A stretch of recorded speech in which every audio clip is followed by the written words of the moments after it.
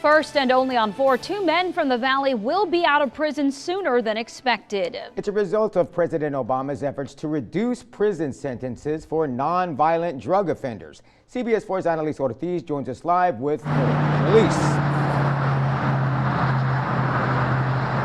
Marcy and Eddie, one of those men is from here and far. He was serving a life sentence for possession of cocaine with intent to distribute. Another man from Brownsville was serving nearly 20 years after being caught with meth in his car.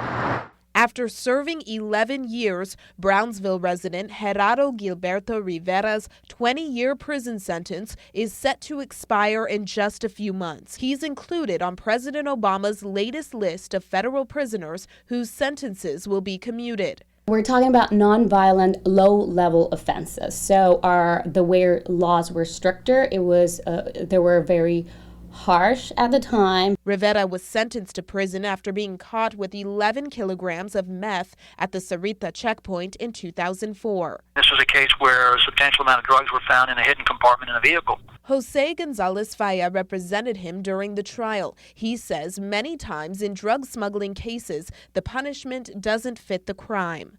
A person getting 20 years, 40 years, 50 years for doing that is not going to deter another person from doing the same thing, because many times they don't appreciate the seriousness of what's involved. They may not be aware of the type or quantity of drugs that were in the vehicle. According to court transcripts, Rivera denied knowing anything about the meth that was hidden inside his car. A task force officer also testified that he wasn't able to find any prior criminal history for Rivera.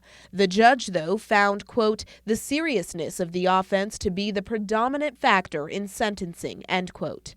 Well, what federal law does is it punishes people based just on the amount of drug and the type of drug that was found, regardless of the nature and circumstance, the person's history and characteristics.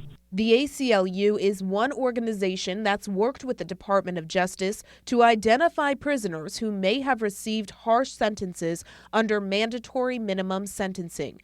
The organization says they will continue seeking justice for people like Rivera. They were pretty much, sentenced to die in prison.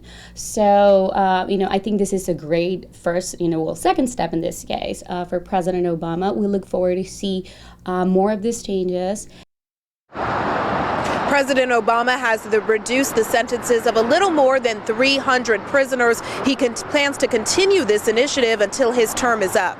Live from our Far McAllen newsroom, Annalise Ortiz, CBS 4 News and ValleyCentral.com.